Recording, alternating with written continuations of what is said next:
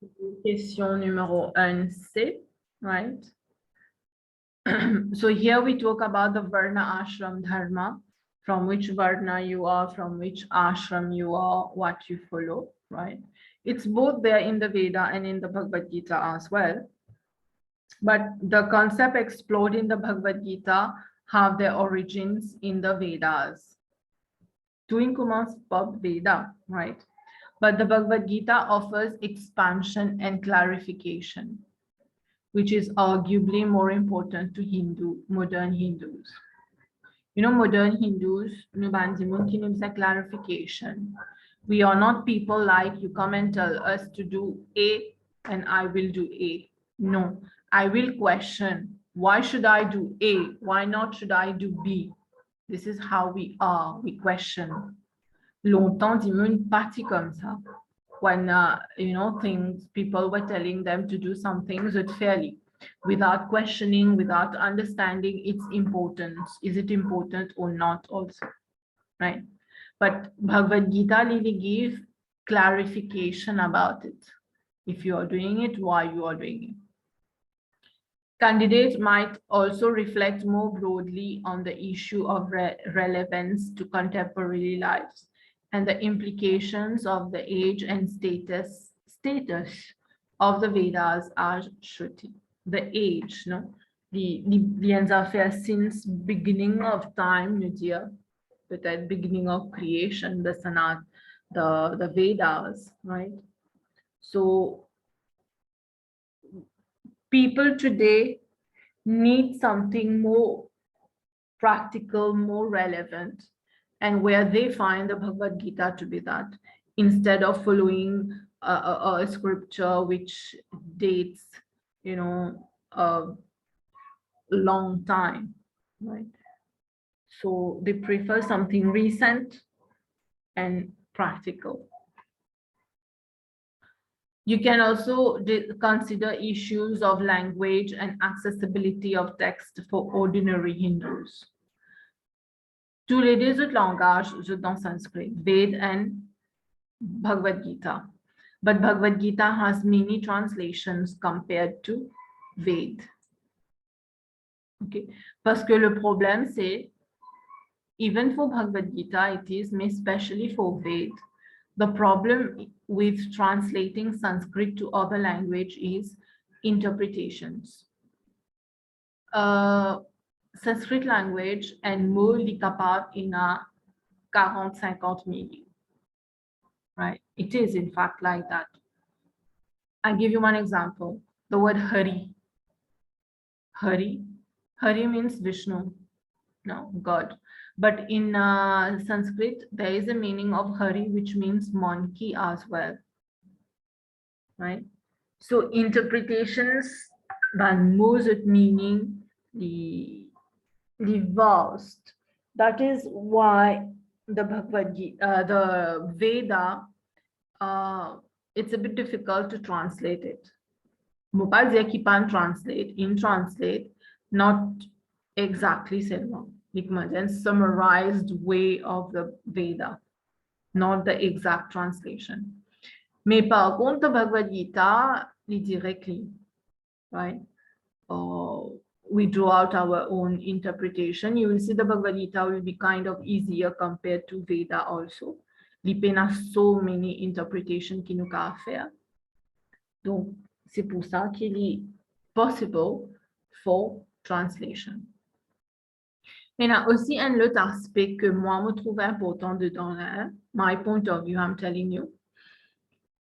In the Indian ou bien the Hindu society, we have Brahmins, no? Brahmins, the travail, c'est to interpret the scriptures. But Ved has been misinterpreted to people. C'est pour ça qu'il nous arrive dans Indian society a situation where people were believing in superstitions, blind faith. This kind arrive and point que Dieu fait black magic, right? So interpretation of things were going wrong. Mais si nous get Bhagavad Gita, pena wrong interpretation of Bhagavad Gita. Qui fait? Saban sages ou bien saints ou bien guru, n'importe comment nous envie appeler là. Hein?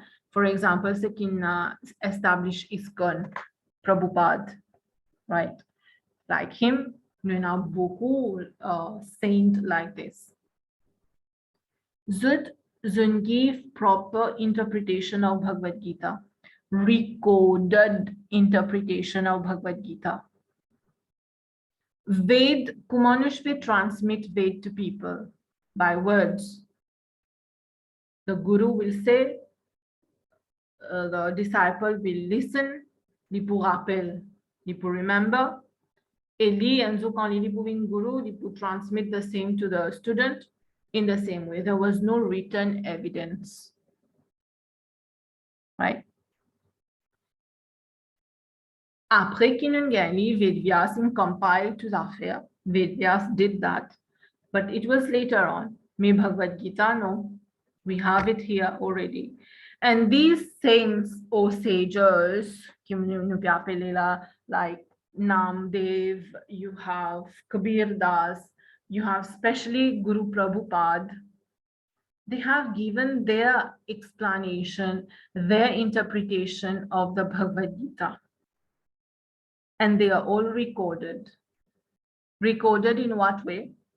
Peut-être in terms of speech, or bien in terms of writing. In a question of misinterpretation here. Parce que nous avons records, nous avons proofs. Donc, this is my way là, of writing things, interpreting things. Vous capable have your own way of doing it, right?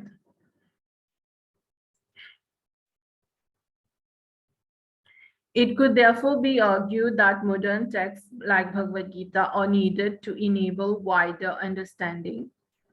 Candidates might also refer to other popular texts such as Ramayana. Le fait que question là dit à nous que studying Bhagavad Gita is the best way to understand Hinduism. So far we are saying yes, but it's not always true, no? Pour certains démons, other texts may be important. Ramayana, the life of Ram. It's a very simple thing, huh? The life of Ram, killing fair, etc. And this is a scripture. And if we learn the Ramayana, we put into practice the Ramayana, it's still more practical compared to the Vedas. So for some people, to understand the contemporary Hinduism, fully Ramayana is the best way. Parce qu'il y a un affaire qui est very logical, non?